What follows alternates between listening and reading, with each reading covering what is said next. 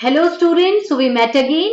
हम लोग दोबारा मिले हैं मेरे साथ अनअकैडमी के channel let's crack NEET UG पर।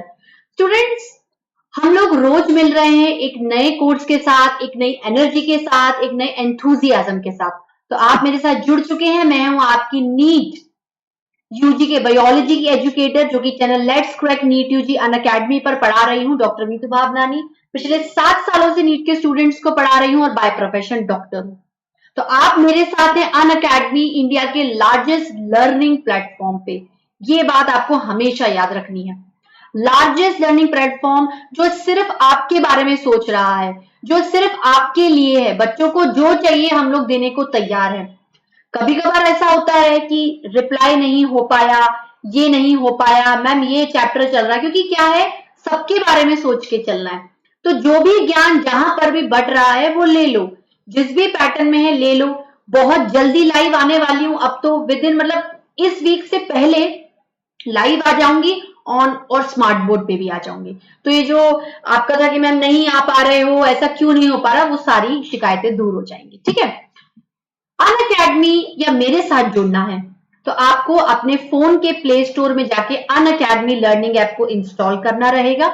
आप जो भी कोर्स के एस्पिरेंट हैं, आप यूपीएससी के हैं, एसएससी हैं, सीएसआर, नीट यूजी, आप नीट यूजी के एस्पिरेंट है इस समय। ठीक है। तो आपको क्या करना पड़ेगा, सब्सक्रिप्शन लेना पड़ेगा, प्लस का कोर्स लेना पड़ेगा, सब्सक्रिप्शन लेना पड़ेगा। उससे आप मेरे साथ जुड़ जाएंगे, या जो भी एजुकेटर आपको पसंद है। हर एजुकेटर अपने में बेस्ट है और वो सिर्फ आपको दी बेस्ट देने आया है, बेस्ट से भी ज्यादा अच्छा देने आया है। वो आपको देंगे डेली लाइव क्लासेस। ठीक है। डेली लाइव क्लासेस में आपको प्रॉपर थ्योरी पढ़ाई जाएगी and live test. Live test मतलब हम लोग लाइव टू लाइव जुड़ेंगे, आप लाइव टू लाइव जुड़ेंगे। आप घर से बैठकर आपको लगेगा कि मैं एक इंस्टीट्यूट में हूं एंड मैं पढ़ रहा हूं, ये सब आपको अनअकैडमी दे रहा है। घर से बैठ के आपको ऑनलाइन ऑफलाइन दोनों का मजा दे रहा है। ठीक है। अनलिमिटेड ऐसे सिर्फ एक सब्सक्रिप्शन लेना है आपको, उससे आप लाइव और रिकॉर्डेड कोर्सेज दोनों से जुड़ जाओगे। वो सब्सक्रिप्शन बेस्ट है नीट यूजी के लिए। 1 साल या फिर 2 साल का सब्सक्रिप्शन ही बेस्ट है स्टूडेंट्स। 1 year and 2 year. आप मेरा कोड यूज करिए MB10, आपको स्ट्रेट फॉरवर्ड 10% डिस्काउंट मिल जाएगा। तो अगेन कह रही हूं, 1 ईयर या फिर 2 ईयर का सब्सक्रिप्शन बेस्ट है। अब हम लोग क्या पढ़ रहे थे, हम लोगों ने पिछली क्लास में नीट यूजी क्लास 11th का टॉपिक बायोमोलिक्यूल स्टार्ट किया था। मैं उसी को ही कंटिन्यू ले रही हूं। ठीक है। बायो मैक्रोमोलिक्यूल्स हम लोगों ने क्लास 11th का बायोमोलिक्यूल स्टार्ट किया था, आधा पोर्शन कराया था, आधा अब आगे करा रही हूं। बायो मैक्रोमोलिक्यूल्स का मतलब क्या होता है, बायो मैक्रोमोलिक्यूल्स का ये मतलब होता है कि ऐसे केमिकल्स जो लार्ज साइज होते हैं, पॉलीमर की फॉर्म में होते हैं। ठीक है। और उनका जो वजन होता है वो 1000 डेल्टन से ज्यादा होता है। ठीक है। Their molecular weight is 10,000 dalton और अबव। Getting my point. 1000 से ज्यादा होगा तो कितना भी हो सकता है। इसमें हम लोग प्रोटीन्स को देखेंगे, पॉलीसेक्राइड कार्बोहाइड्रेट्स को देखेंगे एंड न्यूक्लिक एसिड्स को देखेंगे। क्योंकि प्रोटीन एक पॉलीमर है, वो छोटे छोटे अमीनो एसिड्स मोनोमर से बना है। पॉलीसेक्राइड छोटे छोटे मोनोसेक्राइड यूनिट से बना है। ठीक है। And nucleic acid nitrogenous bases, sugar, phosphate group, इन सब से बना है। ठीक है। नाउ हम लोगों ने लिपिड को क्यों कंट्रोवर्जी में डाला, क्योंकि मैंने आपको एक बात बताई थी कि लिपिड है जिसका मॉलिक्यूलर वेट 800 डेल्टन से ज्यादा नहीं होता। तो अगर 800 डेल्टन से ज्यादा नहीं है तो मैं उसे बायो मैक्रोमोलिक्यूल की कैटेगरी में नहीं डाल सकती हूं। ठीक है। Now average composition of cells. अगर मैं एक सेल को कंसीडर करूं तो उसमें मुझे इन बायोमोलिक्यूल्स का क्या रेशो मिलेगा, चाहे आप मैक्रोमोलिक्यूल ले लो या फिर आप मैक्रोमोलिक्यूल ले लो या फिर आप माइक्रोमोलिक्यूल ले लो। Water 70 to 90%। मेरी बॉडी का आधे से ज्यादा हिस्सा पानी से बना हुआ है। Protein carbohydrates, lipids, nucleic acid and ions. Ions हैं इसलिए कहीं ना कहीं मेरी बॉडी को ऑस्मो रेगुलेशन करना पड़ता है, ठीक है। वाटर और आयोनिक बैलेंस को क्या बोलते हैं? Osmo regulation. Getting my point? अब देखो, अगर हम लोग सबसे पहले मैक्रोमोलिक्यूल प्रोटीन के बारे में बात करें तो प्रोटीन क्या है? पॉलीमर है और हेटेरोपॉलीमर है, क्योंकि वो अमीनो एसिड से मिलके बना है और अमीनो एसिड के वेरीड काइंड होते हैं। अमीनो एसिड के वेरीड काइंड होते हैं। ये पॉलीपेप्टाइड्स होते हैं क्योंकि amino acid, peptide bond, amino acid, peptide bond, amino acid, peptide bond से जुड़ा हुआ रहता है लीनियर चेन की फॉर्म में। अगर चेन 100 अमीनो एसिड की है तो आप उसको पॉलीपेप्टाइड कह सकते हो, लेकिन अगर 100 अमीनो एसिड से ज्यादा की है तो आप उसको प्रोटीन कहोगे। Is it clear? अब मैंने आपको पहले ही बताया था प्रोटीन्स हैं, इनके अंदर अमीनो एसिड है। अमीनो एसिड का स्ट्रक्चर मैंने पिछली क्लास में बताया था, COOH carboxylic group and amino group. Getting my point? तो पेप्टाइड बॉन्ड ये है, अमीनो एसिड और दूसरे अमीनो एसिड के बीच में क्या बन रहा है स्टूडेंट्स? पेप्टाइड बॉन्ड बन रहा है। क्या बन रहा है स्टूडेंट्स? Peptide bond. तो ये पॉलीपेप्टाइड्स होते हैं। Getting my point? It is formed when COOH group of one amino acid react with NH2 group of दूसरा अमीनो एसिड। ठीक है, ये देखो, देखो ये अमीनो एसिड की चेन है, तो ये COOH इस वाले अमीनो एसिड का और NH2 इस वाले अमीनो एसिड का, मतलब ले दे के एक H2O मॉलिक्यूल बाहर निकल जाएगा, उसके बाद पेप्टाइड बॉन्ड बनेगा। तो H2O मॉलिक्यूल निकलेगा तब जाके एक पेप्टाइड बॉन्ड बनेगा। तो मैं क्या इसको डिहाइड्रेशन सिंथेसिस कह सकती हूं? बिल्कुल कह सकती हूं ना। फंक्शंस ऑफ प्रोटीन, देखो प्रोटीन मेरी बॉडी के लिए एक तरीके से डाइवर्सिफाइड मॉलिक्यूल है। Diversified macromolecule. प्रोटीन मेरी बॉडी में हर जगह है for growth and tissue repair, transport nutrients across cell membrane, facilitated diffusion.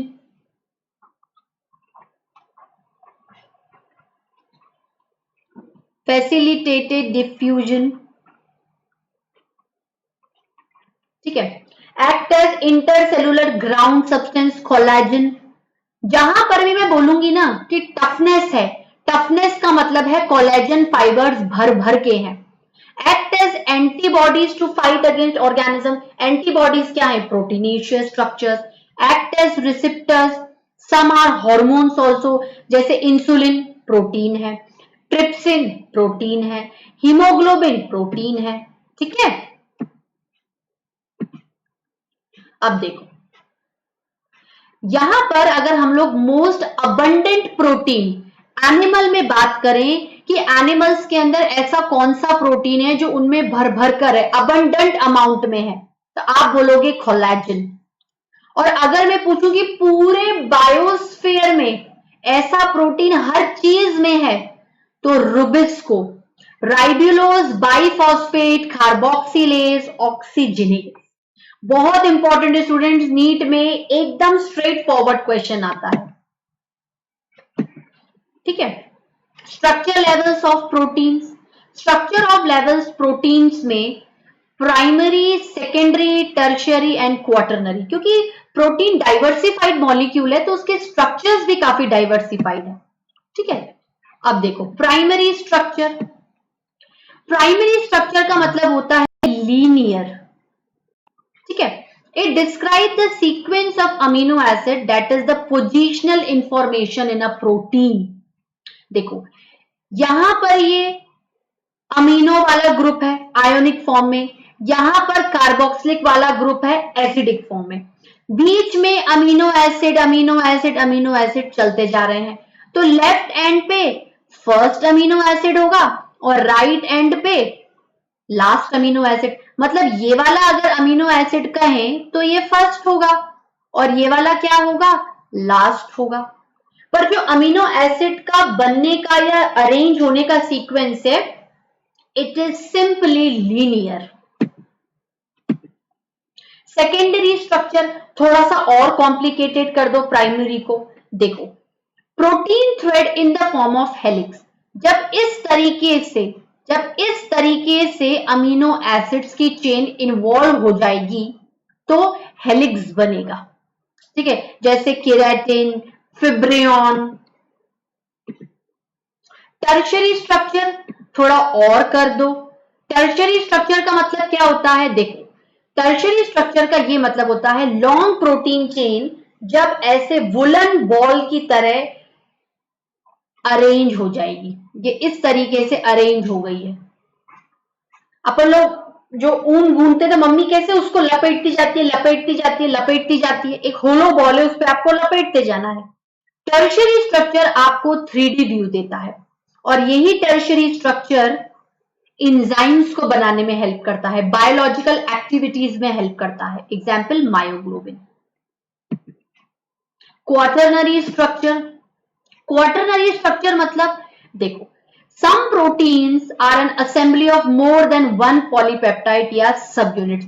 जैसे ये एक पॉलीपेप्टाइड चेन बनी, फिर दूसरी पॉलीपेप्टाइड चेन बनी, फिर तीसरी पॉलीपेप्टाइड चेन बनी और चौथी। हीमोग्लोबिन में हम कुछ इस तरीके से कंसिडर करते हैं। Getting my point? तो प्राइमरी सिंपलर है, सेकेंडरी थोड़ा और कॉम्प्लिकेटेड है, टर्शरी को थोड़ा और कॉम्प्लिकेटेड कर दो, और क्वार्टरनरी मेनली हम लोग बॉडी में इतनी कंसिडर नहीं करते हैं। प्राइमरी, सेकेंडरी और टर्शरी ही देखी गई है। देखो, दिस इज प्राइमरी स्ट्रक्चर, ये देखो बिल्कुल लीनियर है। This is secondary, helix. ठीक है, और यहां पर अगर आप टर्शरी स्ट्रक्चर को देखोगे तो ये समवॉट ऐसा आपको थोड़ा सा ग्लोब्युलेटेड फॉर्म में दिखेगा और ये एक तरीके से वेब की तरह दिख रहा है। ठीक है, पॉलीसैकेराइड्स। पॉलीसैकेराइड्स क्या होते हैं students? Polysaccharides are polymers of sugars. Polysaccharides क्या है? Polymers of sugars, monosaccharides. ठीक है स्टूडेंट्स, जैसे क्या होगा, स्टार्च हो गया, सेल्यूलोज हो गया, ग्लाइकोजन हो गया, इन्यूलिन हो गया। ठीक है, monosaccharides means simplest sugar. Monosaccharide means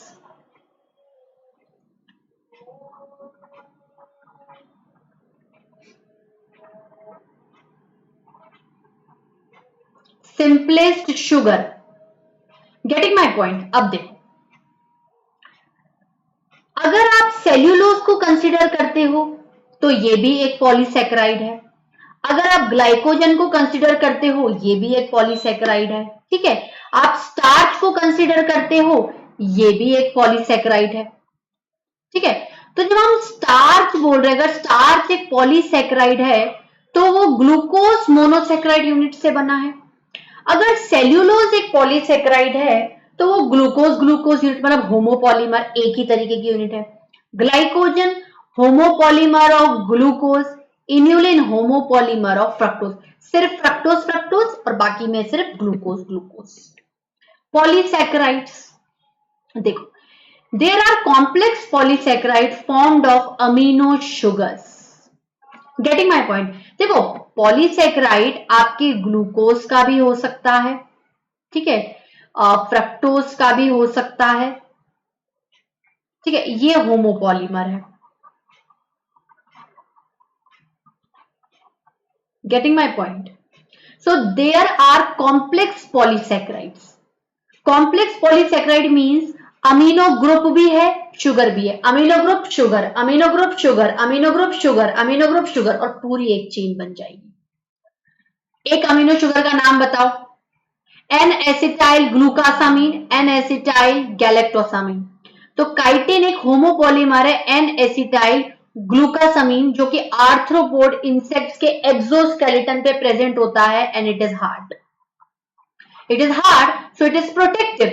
That's why arthropods are omnivorous. हर जगह प्रेजेंट होते हैं. पॉलीसेक्राइड.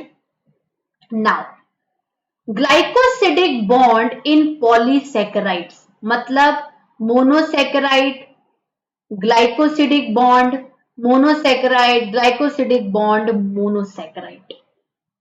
Getting my point. और ये जो ग्लाइकोसिडिक बॉन्ड है, ये जो ग्लाइकोसिडिक बॉन्ड है, ये भी किससे बनता है? एक H2O मॉलिक्यूल के रिलीज से. It is the bond form when individual monosaccharide are link between two carbon atoms. ठीक है. और वाटर मॉलिक्यूल का क्या होगा?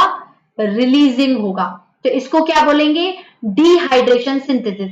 पेप्टाइड बॉन्ड बना, वो भी डिहाइड्रेशन सिंथेसिस से बना. ग्लाइकोसिडिक बॉन्ड बना, वो भी डिहाइड्रेशन सिंथेसिस से बना. ठीक है. पॉलीसेक्राइड को देखो, जैसे स्टार्च हो गया, आयोडीन हो गया. Getting my point. देखो, starch form helical secondary structure. Starch holds iodine molecules in the helical portion giving blue colour. ये इंपॉर्टेंट है प्रैक्टिकल पॉइंट ऑफ व्यू के लिए. जैसे आपने स्टार्च के ऊपर आयोडीन डाल दिया. Getting my point. तो जो स्टार्च है वो आयोडीन के साथ criss cross pattern helical form में क्या बना लेगा? पैटर्न बना लेगा और उस कलर को क्या कर देगा? ब्लू में कन्वर्ट कर देगा. सेल्यूलोज आयोडीन को होल्ड नहीं कर सकता, इसलिए हेलिक्स नहीं बनाएगा.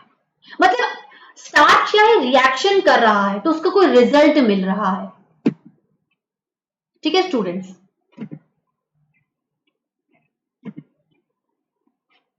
Nucleic acids. न्यूक्लिक एसिड्स क्या होते हैं? Nucleic acids are heteropolymer of nucleotides. तो जो बहुत सारे न्यूक्लियोटाइड, देखो न्यूक्लियोटाइड इटसेल्फ एक हेटेरोपॉलीमर है. Getting my point. Heteropolymer of nucleotide, क्योंकि न्यूक्लियोटाइड बहुत तरीकों का बना हुआ है. उसमें शुगर है, उसमें फॉस्फेट है, उसमें नाइट्रोजनस बेसिस है. मतलब वो खुद में भी एक स्पेशलाइज्ड डाइवर्सिफाइड मॉलिक्यूल है. तो जब आप उन सबको जोड़ दोगे तो वो हो जाएगा पॉलीन्यूक्लियोटाइड. ठीक है. तो ये मैं क्या बेसिक इंफॉर्मेशन दे रही हूं, फिर धीरे धीरे और डीप में जाता जाएगा. फॉस्फेट, शुगर, ठीक है, pentose sugar, ribose sugar and nitrogenous base. Now nucleic acid are of two type, DNA and RNA. DNA and RNA. Nucleic acid, DNA and RNA हम लोग क्या कह रहे हैं कि अगर आप डीएनए का स्ट्रक्चर देखो तो ये डबल हेलिकल स्ट्रक्चर है. ये क्या है? डबल हेलिकल स्ट्रक्चर है. DNA composed of two polynucleotide strand. मतलब क्या कहेंगे? न्यूक्लियोटाइड, न्यूक्लियोटाइड, फिर न्यूक्लियोटाइड, न्यूक्लियोटाइड, न्यूक्लियोटाइड, न्यूक्लियोटाइड हो गई पूरी. न्यूक्लियोटाइड, न्यूक्लियोटाइड, न्यूक्लियोटाइड, न्यूक्लियोटाइड, दोनों पॉलीन्यूक्लियोटाइड. तो न्यूक्लियोटाइड की चेन कितनी हुई? दो हुई. दो ऐसे हेलिकल टर्न में. और एक न्यूक्लियोटाइड खुद फॉस्फेट ग्रुप, नाइट्रोजनस बेसिस और शुगर का बना हुआ रहता है. ठीक है. अगर इसकी थोड़ी इंफॉर्मेशन देखें तो डीएनए का जो डबल हेलिकल स्ट्रक्चर है उसका model Watson and Crick sir ने दिया था. बहुत इंपॉर्टेंट है. DNA consists of two polynucleotide strand arrange anti parallel. अगर एक ऐसी जाएगी तो एक ऐसी जाएगी. ठीक है. Each full turn has 10 steps. जैसे ये सीडी है. ठीक है. तो अगर आप ये 1 2 3 4 5 6 7 8 9 10, तो यहां तक क्या है आपका? ये एक टर्न है, 1 टर्न. ठीक है. जैसे ये एक टर्न लिया तो ऊपर से लेके नीचे तक 10 नाइट्रोजनस बेसेस आ जाएंगे. 10 बेस पेयर, एटीजीसी एटीजीसी. ठीक है. उसके बाद length of 1 full turn is 34 Armstrong. At each step the strand turns 360 degree. Actually DNA का जो मेजर पार्ट है वो मैं आपको जेनेटिक्स में बताऊंगी. इसमें सिर्फ इंफॉर्मेशन ले लो. देखो, सेकेंडरी स्ट्रक्चर ऑफ डीएनए क्या होगा? Phosphate group, pentose sugar, nitrogenous bases. अब देखो, in DNA the nucleotide consists of nitrogenous base, deoxyribose and phosphate group. Backbone of DNA is formed by the sugar. ये जो backbone है, जो हमारी रीढ़ की हड्डी होती है, इसकी रीढ़ की हड्डी किसकी बनी हुई है? Sugar phosphate, sugar phosphate, sugar phosphate की. और नाइट्रोजन बेसिस कौन से होते हैं students? Adenine, guanine, cytosine and thymine. Uracil RNA में होता है, डीएनए में नहीं होता है, तो एटीजीसी. ठीक है ना. A pairs with T by 2 hydrogen bond, G pairs with C by 3 hydrogen bonds. Now, अब अगर हम लोग इसके बारे में बात करें कि यहां पर जो डीएनए में बॉन्ड होता है, a phosphate molecule links the 3 carbon atom of one sugar with 5 carbon atom of the second nucleotide. मतलब जैसे ये एक न्यूक्लियोटाइड है, इसका ये 3' एंड है, तो ये किसके साथ जुड़ेगा? 5' एंड दूसरे न्यूक्लियोटाइड के साथ. ये जुड़ेगा 3', ये जुड़ेगा 5'. इस तरीके से होगा. और बॉन्ड क्या बनेगा? फॉस्फोडाइईस्टर बॉन्ड. शुगर और नाइट्रोजनस बेसिस के बीच में बॉन्ड, एन ग्लाइकोसिडिक बॉन्ड. ठीक है स्टूडेंट्स, तो फाइनली हमारा ये चैप्टर आज का खत्म होता है. मैं इसको मतलब बहुत लॉजिकली बायोमोलिक्यूल्स को धीरे धीरे इस चैप्टर को ले रही हूं. तो फाइनली बायोमोलिक्यूल में हम लोगों ने एक लेक्चर कर लिया था, ये दूसरा लेक्चर है. अब हम लोग जो आने वाले लेक्चर में थोड़ा सा और इनके बारे में पढ़ेंगे, शुगर्स के बारे में और मेटाबॉलिज्म एंजाइम्स के बारे में पढ़ेंगे. तो होपफुली स्टूडेंट्स आपको ये लेक्चर पसंद आया होगा. आप मुझसे पढ़ना चाहते हैं, अनअकैडमी के साथ जुड़ना चाहते हैं, सबसे पहले इस वीडियो को लाइक शेयर कर दो. फिर अनअकैडमी लर्निंग ऐप को इंस्टॉल करो फोन में. नीट यूजी का सब्सक्रिप्शन लो, 1 ईयर या फिर 2 ईयर का सब्सक्रिप्शन बेस्ट है. मेरा कोड यूज करेंगे, आपको 10% डिस्काउंट मिल जाएगा. ओके स्टूडेंट्स, अब बायोमोलिक्यूल्स के नेक्स्ट सेशन के साथ कल मिलेंगे. Till then bye bye, have a nice day. अगली बार मैं स्लाइड में ही टेलीग्राम लिंक को लिख दूंगी और जो भी अपडेशंस है मैं टेलीग्राम पे कर दूंगी. कल मैं आपको सारी जितनी भी तक पढ़ाई है सबकी पीडीएफ टेलीग्राम पर भी शेयर कर दूंगी.